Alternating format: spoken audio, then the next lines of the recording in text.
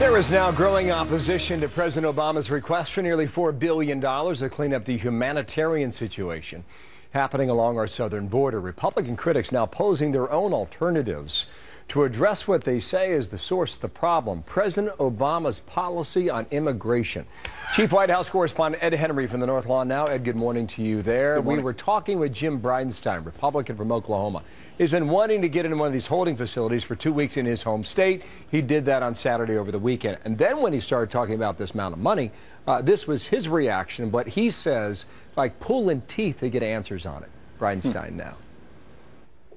We need to keep asking questions. It is our First Amendment right. It is my obligation as a member of Congress. He's asking us to spend $3.7 billion.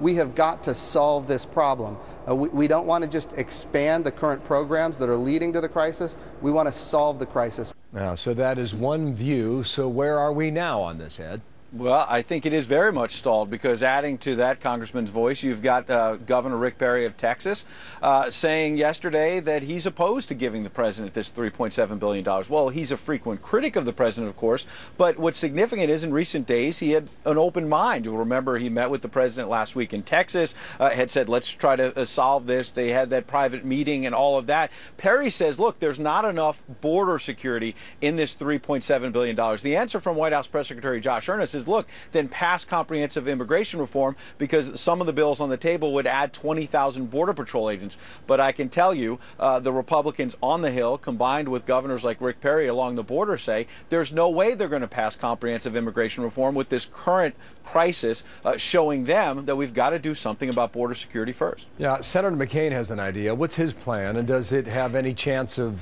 getting through? Well, he's talking now about sending plane loads of kids back to Central America, that's what the U.S. government should be doing, because otherwise you're just going to keep having more kids come in. If you pass the $3.7 billion, 2-3 months from now, there'll be thousands more kids, and we'll just be passing another $3.7 billion bill. McCain calls it a blank check. The White House is cool to this idea of just putting, kids on planes. But the bottom line is they're running out of beds. The administration tells me that in August, if they don't get this $3.7 billion, they're out of beds for these kids. Then you've got an even bigger problem. Well, you certainly do. Ed, thank you. Ed Henry watching that from the White House this morning. All right. Thank you. Well, as Ed was just saying, the Texas Governor Rick Perry wants to send in the troops.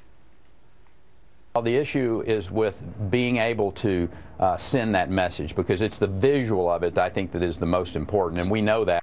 Why he says that just seeing the National Guard at the border would have a big impact on the billions that the president wants. We're going to ask someone from the Border Patrol what he thinks about that.